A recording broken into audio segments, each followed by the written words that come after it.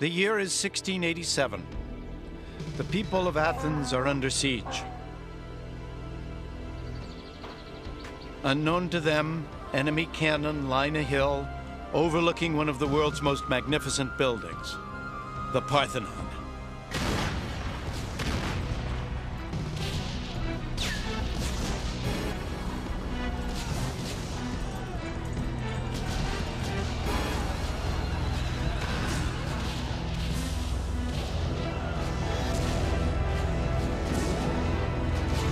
Tragically, the Parthenon had been used to store, of all things, gunpowder. One of the most beautiful buildings ever conceived, it was almost completely destroyed. For 2,000 years, the Parthenon has stood overlooking Athens, recalling a remarkable moment in history, the Golden Age of Greece.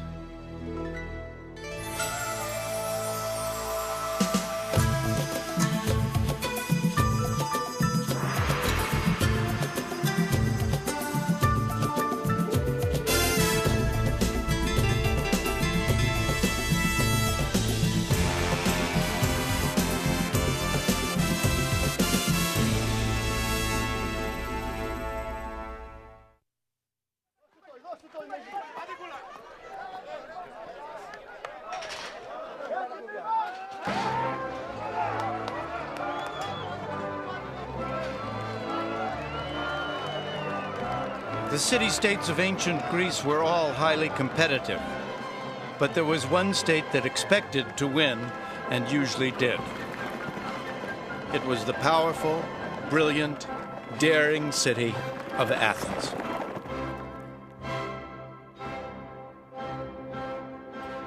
During the 5th century BC, Athens grew more powerful as many city-states and islands turned to her for protection from their mutual enemy, the Persians. And so the Athenian Empire was born. The Acropolis in Athens represents a pinnacle of achievement in the history of Western civilizations, an extraordinary outpouring of creative excellence that derives from one century, the 5th century before Christ. These magnificent buildings symbolize the collective inspiration of a people with a passion for perfection. The historian Plutarch wrote, "So the buildings rose, as imposing in their sheer size as they were inimitable in the grace of their outlines. Since the artists tried to excel themselves in the beauty of their workmanship, each of them men supposed would take many generations to build. But in fact, the entire project was carried through in the high summer of one man's administration." That one man was Pericles, leader of the Athenians.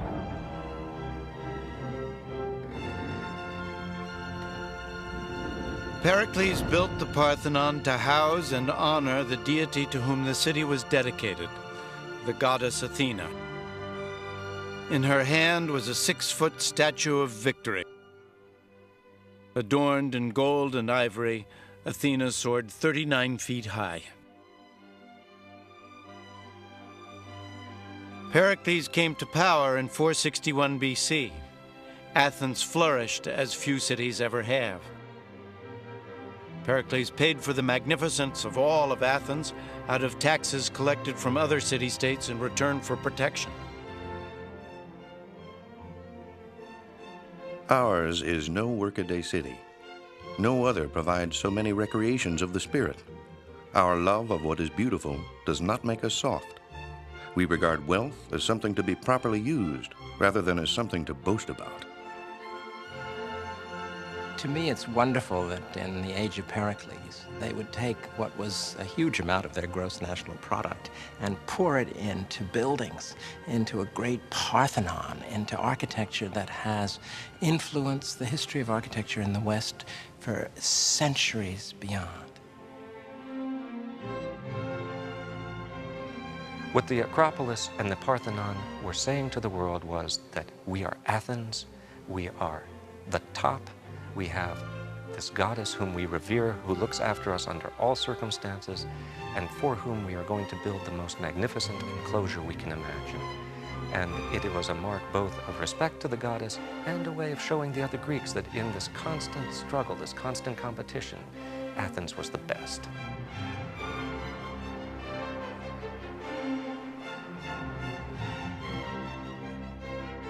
The city was completed within 50 years, designed by the finest architects in Greece and adorned by the greatest Greek sculptor, Phidias.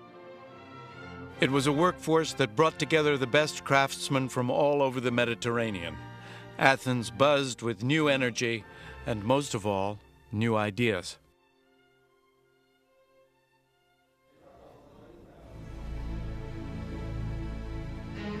Evening parties were occasions not to just watch pretty girls dance or to get drunk, but to talk. The star guest would be the brilliant philosopher Socrates. Usually all male affairs, there was one interesting exception. Foreign women seized in war often became captive entertainers. One particularly clever and beautiful courtesan was Aspasia. Pericles fell deeply in love with her and shocked everyone by marrying her. Even Socrates was said to love her company. It must have been mind-blowing to be part of that atmosphere of the 5th century in Greece. So much was being invented that we have inherited. We think now in terms of Greek words, philosophy and rhetoric and politics and geography and biology. All of these things were just being discovered and discussed. Everyone was questioning. These were the first people to calculate the position of the Earth, Moon, and stars, and the first to conceive of the atom. The classic age of Greece produced some of the world's greatest and most original minds. The philosophers Socrates, Plato, and Aristotle, the mathematician Pythagoras, the poet Pindar, the playwrights Aeschylus, Sophocles, and Aristophanes, the historian Herodotus, and the father of medicine, Hippocrates. These were some of the greatest minds that have ever lived, and they were all alive in this small town, more or less at the same time.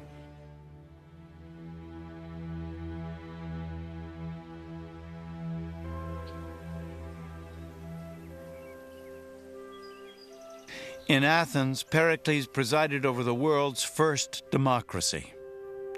Although only the 30,000 male citizens had the vote, all officers of the city were elected, and their deliberations were held in public. It was an idea that outlived the kings and tyrants of succeeding centuries to emerge again in the democracies of the modern world. Our founding fathers knew Latin and Greek. They read the authors. They understood the classical tradition of a rule of law against tyranny.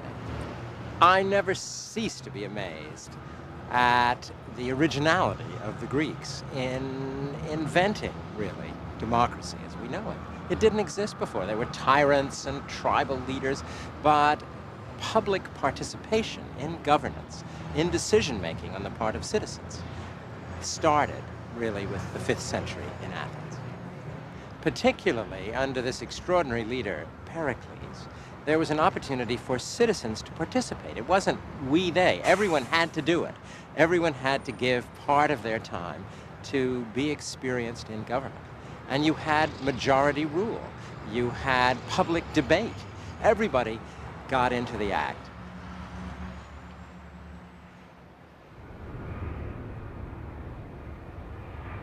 Athenian success in art and diplomacy, in sports and in government, was motivated by their desire for excellence.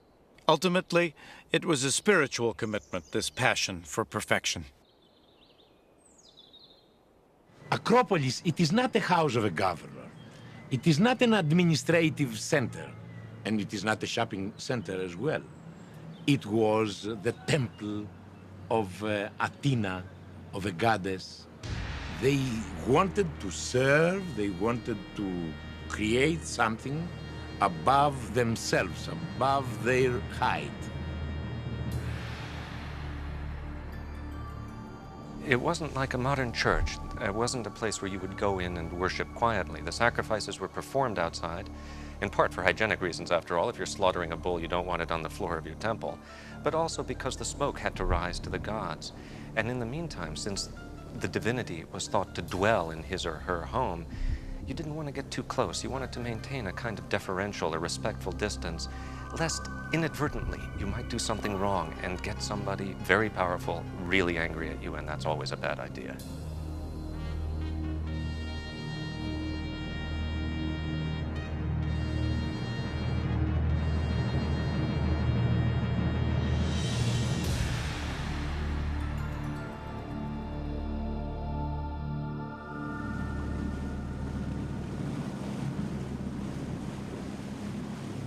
In 1928, off the northern coast of the Greek island of Euboea, in the Aegean Sea, a small boat was looking for sponges.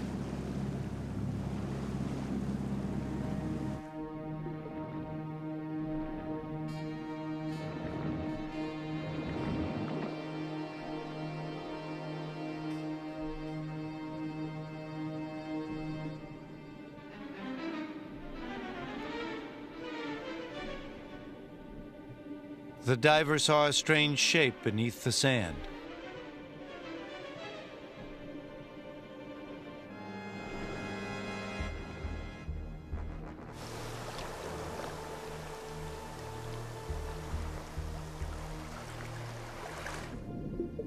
He had discovered a classical Greek statue that had sunk with the ship carrying it nearly 2,000 years before.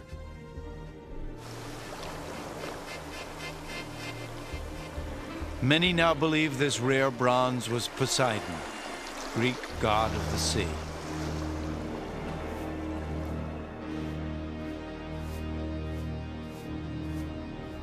The magnificent statue was one of hundreds stolen in the 1st and 2nd centuries AD by the Romans. Gods like Poseidon were thought to have a very real power over the lives of ancient Greeks.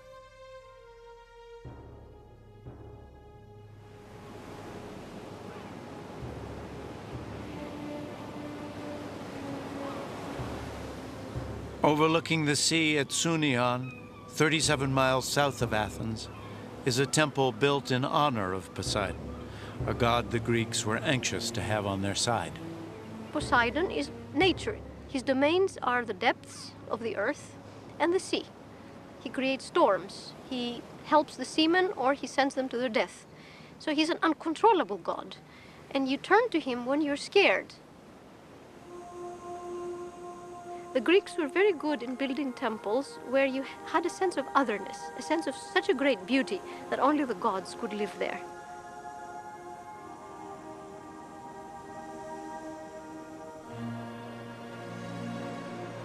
Up on Mount Olympus lived the pantheon of Greek gods. There were gods for everything: love, fertility, wisdom, anger, jealousy. But one Greek god stood above the rest: the all-powerful Zeus, ruler of the world and of the gods themselves. These gods were not imagined as spiritual beings. They had very human characteristics and were known to interfere in the lives of humans on the slightest whim. They could be rational and helpful, or mischievous and vindictive. Anyone who offended them could expect terrible vengeance.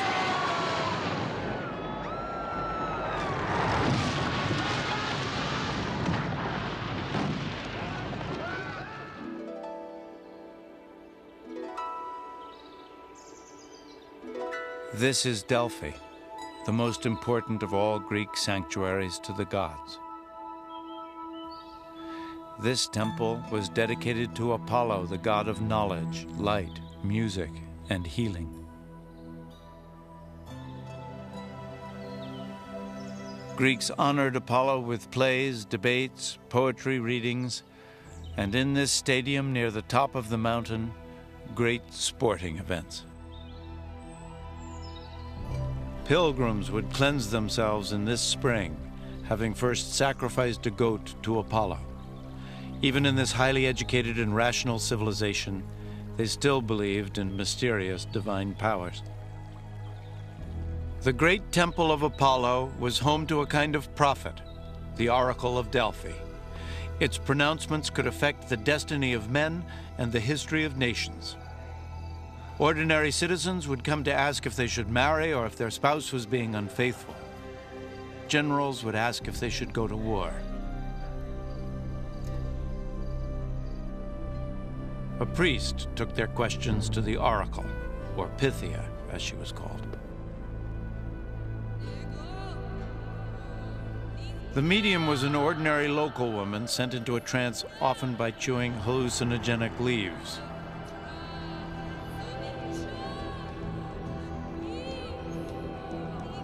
Her answers were always garbled messages that the priest would interpret more ambiguously still, leaving supplicants to choose the meaning that suited them best.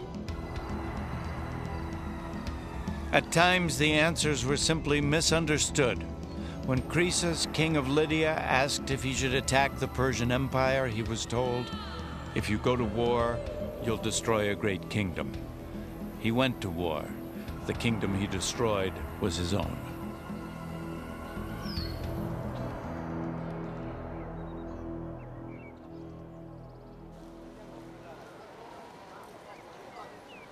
Greek sanctuaries were bursting with life, and we shouldn't imagine them as pristine with their white temples and clean-robed priests. There were vendors there, there were musicians, there were camping grounds around the temples, so everything was full of life.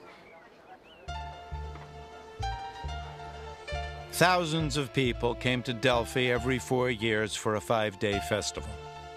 Moving up the sacred way to Apollo's temple, passing 3,000 statues, and treasuries filled with the riches of various city-states. Pilgrims were expected to offer whatever they could afford. It was even said that King Midas sent his own solid gold throne, all in the name of honoring Apollo. But it was also at Delphi that another unofficial ritual took place, honoring not Apollo, but a very different sort of god.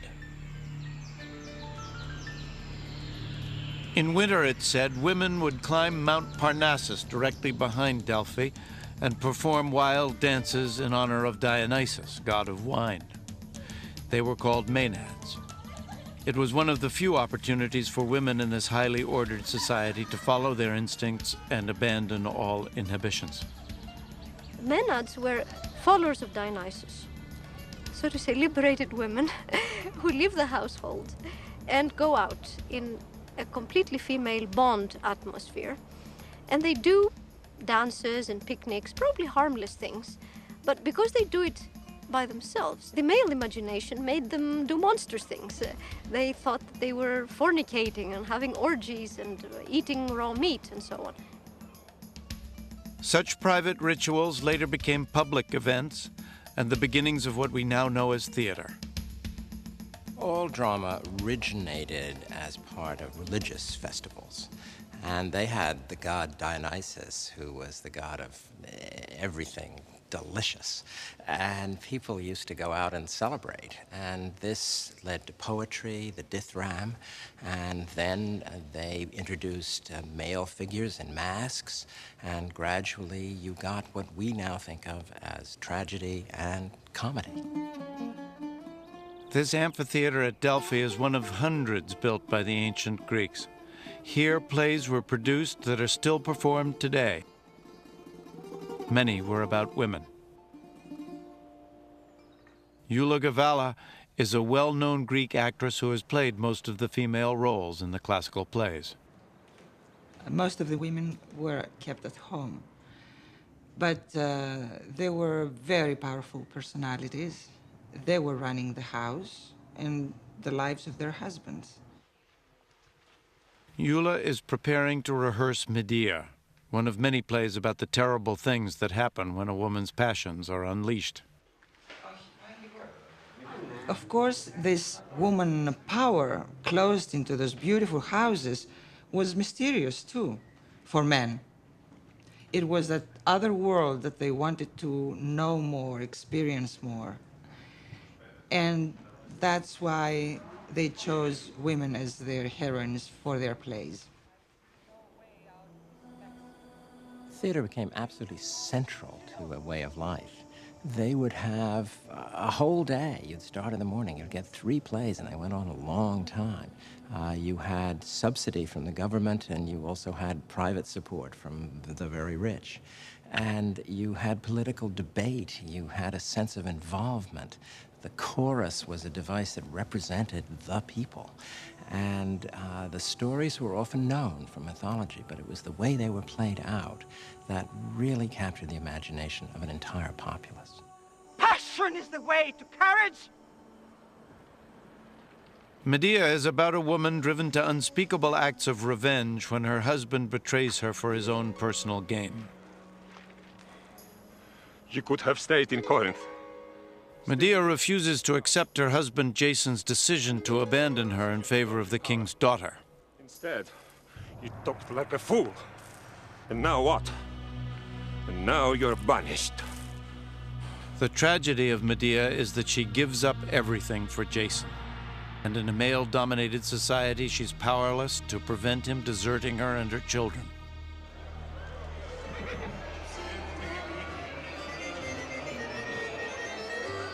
Traces of that tension between men and women can still be seen in Greece today. This, too, is a society dominated by men. Men committed to demonstrating their masculinity.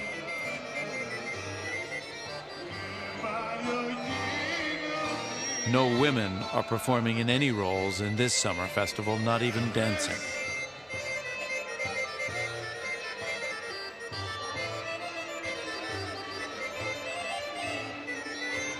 Men do whatever they like, the women remain passive bystanders.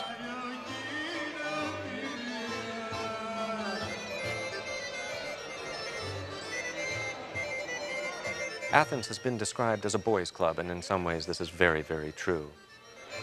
Women, resident foreigners, slaves, were not fully enfranchised, and they were somehow lesser beings. It was the boys in the boys' club that ran the show. And they wanted to keep it that way. And to some long-suffering women, men still seem to be running the show.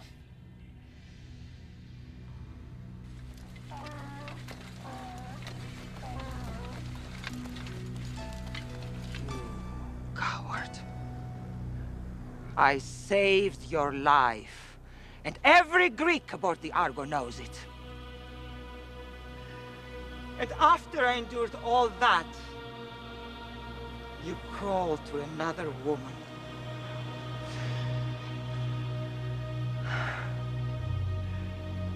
Jason,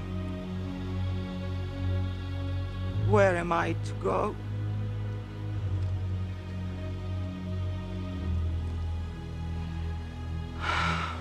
In her desperation, Medea reaches a tragic conclusion, that her only possible revenge is to kill her own children. Well, you take a play like Medea, which so speaks to a society now in which divorce is rampant, in which men and women get so angry at each other, in which child custody is an essential issue. And you see it played out with an intensity of emotion that absolutely brings you to tears. Women like Medea, Helen, they're women that we see even today. We women, we have today the same problems. Problems with the relationship with men, in our family with husbands.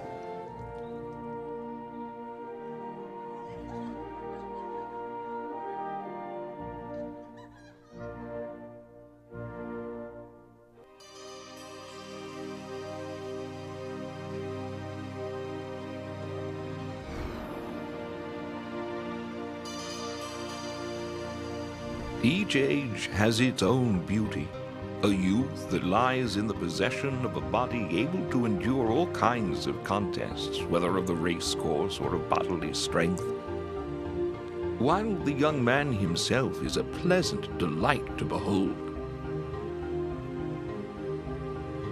To the Greeks, a beautiful body was as important as a brilliant mind.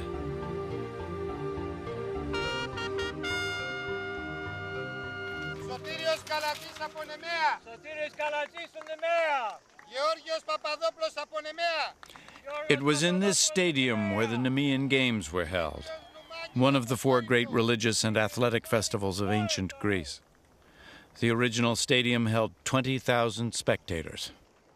The site was excavated by Professor Stephen Miller, who is restaging the games.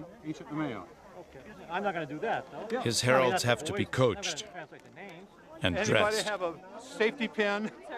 In the original games, the officials would have been chosen from each city-state. I usually get a dinner, before this happens. Can I just see?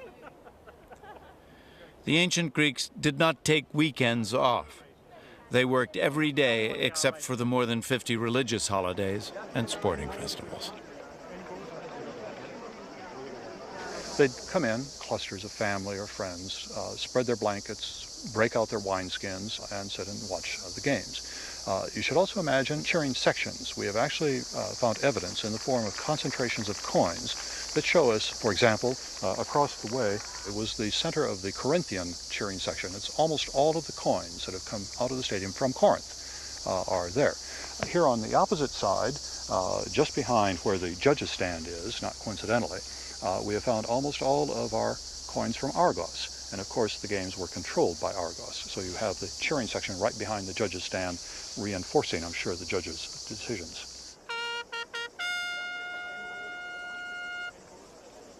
At the stadium site, Miller made a remarkable discovery, a starting line with holes in it. From this, he reconstructed the ancient starting mechanism, the hisplex. I think you can hear the torsion. And what we have is a mechanism that, like the elbow when the arm is straight up, falls forward. And I think it's important to listen to the smack that it makes when it hits. Ropes were held in front of the athletes by posts that an official would drop, simultaneously releasing the competitors. Okay, ready, set, go.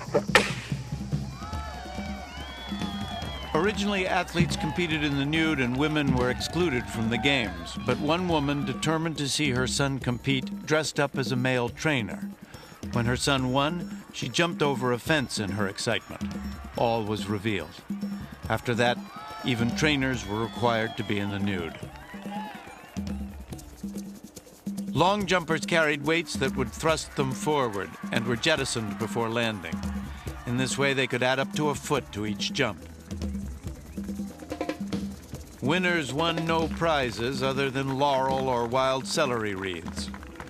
Back home, they'd be showered with flowers at lavish parades where they'd be drawn around town in the finest chariots.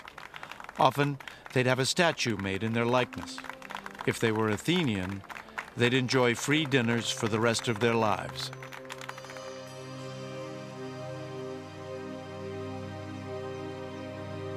The most important games in Greece were held every 4 years in this valley, at Olympia. The first international sporting event in all the world was held here in 776 BC. The Greeks were the first to elevate athletics to the status of serious competition. Even our word athlete comes from the Greek word athlos, or contest.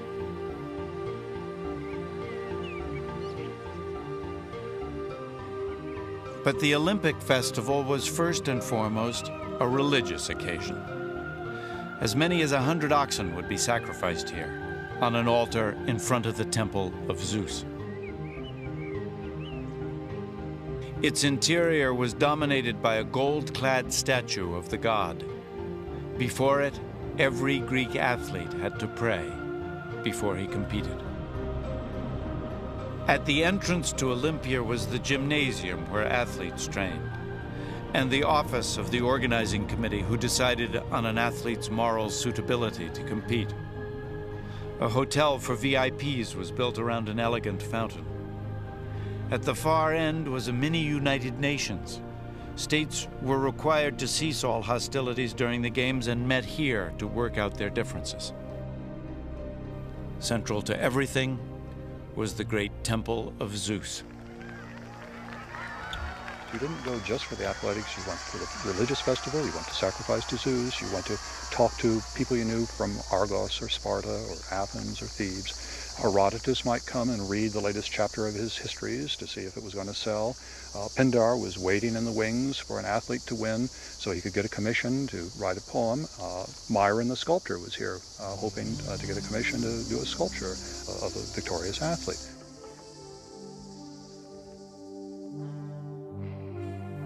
Mind and body came together in the gymnasium. This was a place for conversation and learning as much as for exercise and wrestling.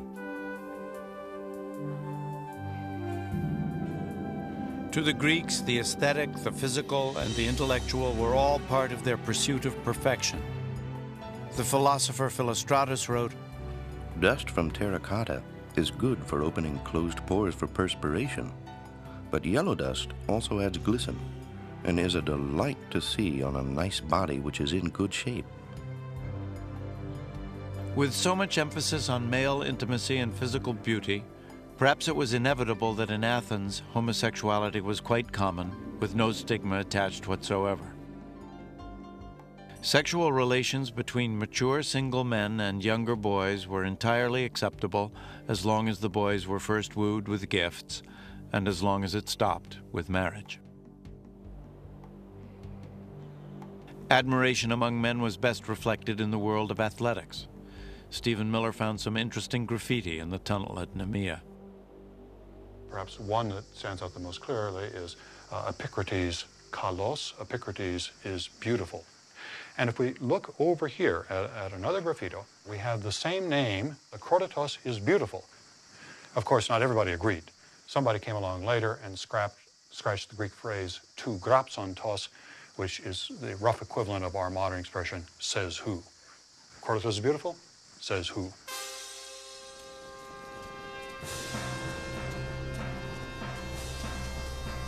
The Olympic torch still glows today, if not always with the same strong, clear flame that inspired those athletes 2,500 years ago.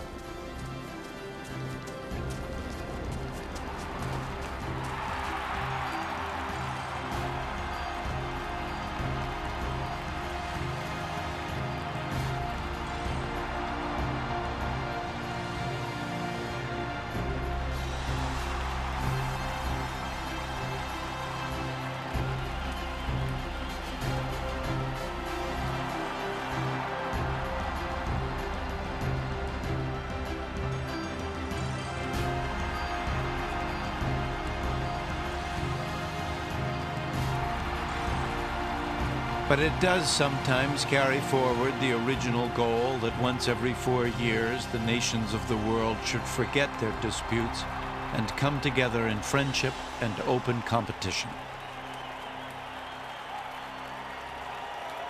Jasmine of Corinth, Stomas of Athens, Onomastos of Smyrna, Thalpis of Sparta. The Athenians tended to dominate in sports and just about everything else. But their winning streak couldn't last forever. And fate was preparing to deal some cruel blows to this society which had risen so high and achieved so much.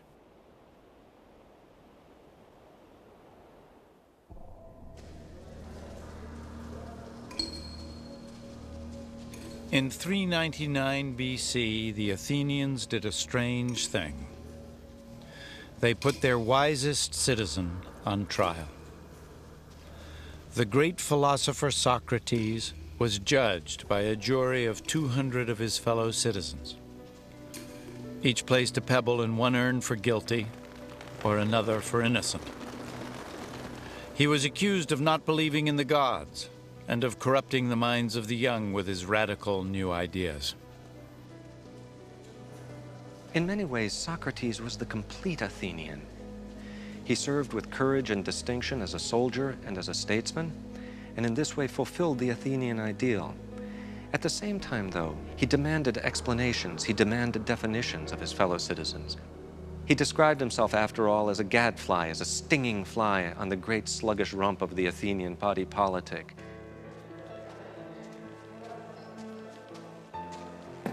Socrates was found guilty. He was sentenced to death by poison.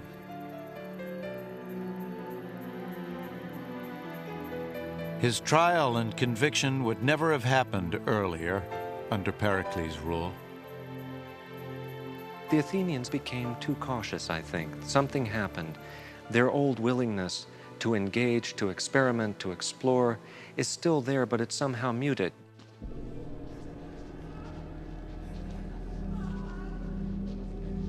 The change in Athens had its root in events decades earlier. In 430 BC, a terrible tragedy befell Athens. A plague that was said to have come from Ethiopia, then passed through Egypt and Persia before finally reaching Athens.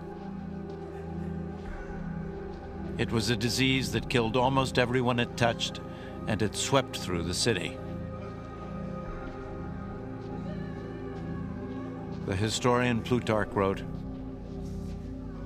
"There was no record of the disease being so virulent anywhere else as it was in Athens. People in perfect health suddenly began to have burning feelings in the head. Their eyes became red and inflamed. Some, too, went blind and suffered from total loss of memory." Pericles' own sister, and then to his horror, his son, caught the plague, and he was already burdened by a disastrous war with the Spartans. Pericles had brought the entire population of the Athenian countryside within the great walls of Athens, and sanitation, one can be sure, was primitive, and a disease like the plague spread like wildfire. As it did, its effects were no less devastating morally than physically. All the old laws, the things that the Athenians had relied on to hold their society together, were shredded.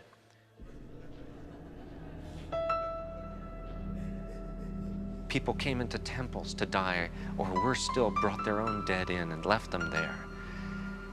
The horror, I think, is really, to us, almost unimaginable.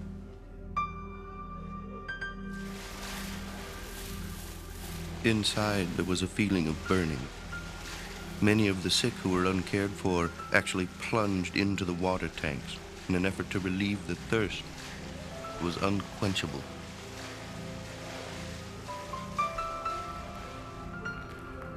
The plague affected Pericles in two ways. First of all, politically, because the Athenians blamed him for it.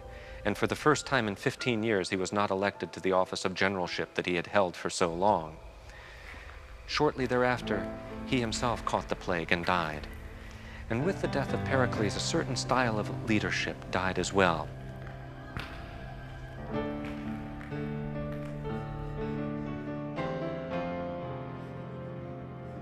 A third of the population would die.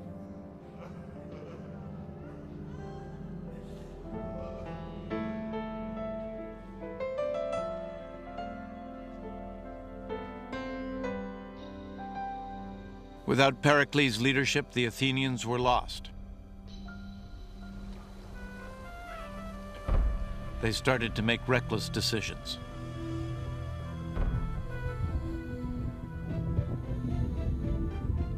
For half a century, Athens battled Sparta for dominance over Greece. The decisive battle would be fought not on Greek soil, but in Sicily. Athens sent a fleet into battle, but the highly trained Spartan army sided with the Sicilians.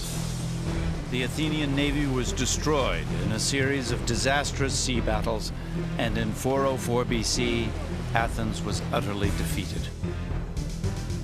I think finally the Athenians lost the great war against Sparta because they did overreach themselves. The Spartans repeatedly offered terms of peace, but here's where that old Athenian aggressiveness comes into play as well. The Athenians simply couldn't allow themselves to accept terms of peace from Sparta. They wanted to win.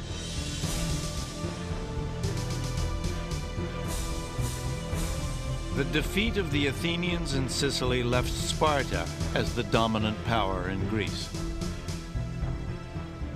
Athens had everything going for it, but I think that it declined for many of the same reasons that made it great. That aggressiveness, that competitiveness, that need to be first and best, wore them out.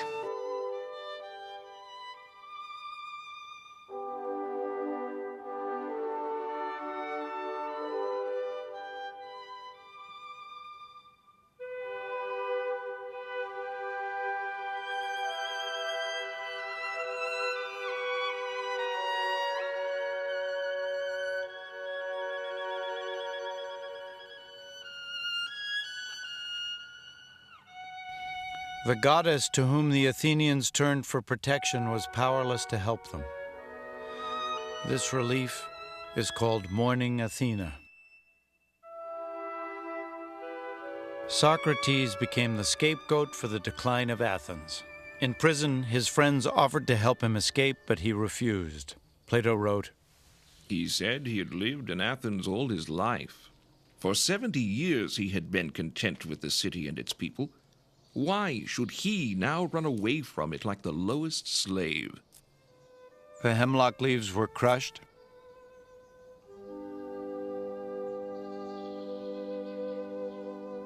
The poison potion was prepared. Socrates really does embody Athens at its best in some ways.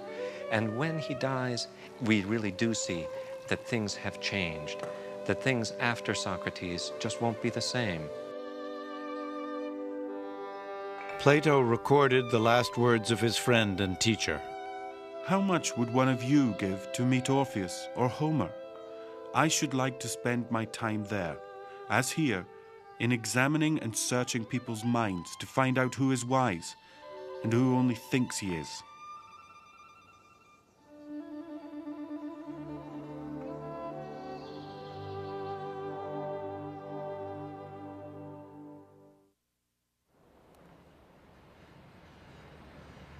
Socrates' ideas live on to this day, but over time his beloved Athens became part of other empires.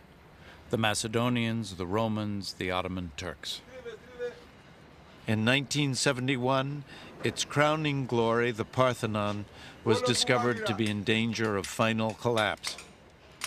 Today it is being restored, not to its former splendor, but as a magnificent ruin worthy of the civilization it represents. The pieces of marble so cruelly shattered by cannon fire are being painstakingly cleaned and carefully reassembled. The holes made by enemy cannonballs are being precisely filled in. The restoration will take even longer than the 15 years it originally took to build the Parthenon.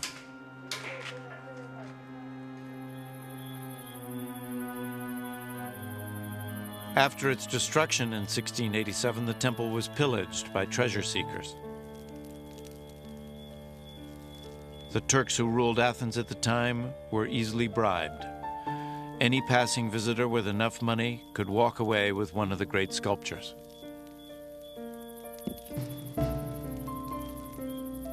Heads and limbs were severed from bodies to make even more saleable items.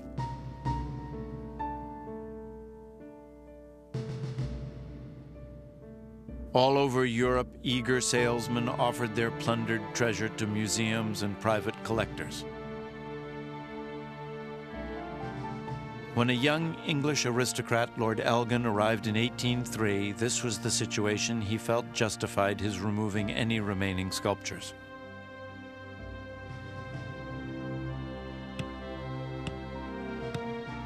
His men pried loose 56 sections of friezes and a dozen or so statues, including a magnificent horse's head. It took 22 ships to carry the marbles to Britain. One was wrecked en route.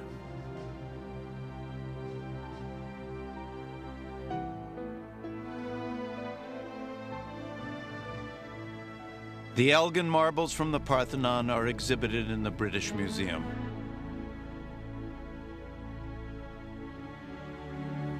I entered a very large room, and there I saw the beauty that overwhelmed me of these Elgin marbles. I got so excited, I had goose pimples all over my body. I couldn't speak, I was just on a trance. The beauty was so powerful. I was silent for a very long time looking at that beauty. And then I felt sad because I couldn't see in my country those marbles.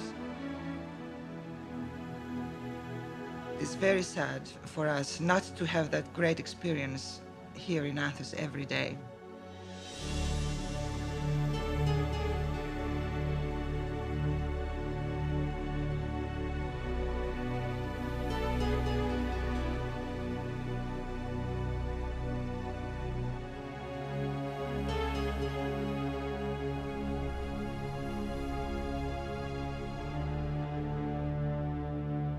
We need to see Parthenon, to see Acropolis, to touch it.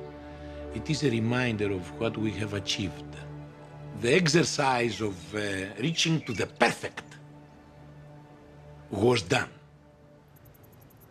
And if we can assume for a moment that all these ruins, remnants, are disappeared, erased from the earth, it would be like a universe without the Fifth Symphony of Beethoven, for example.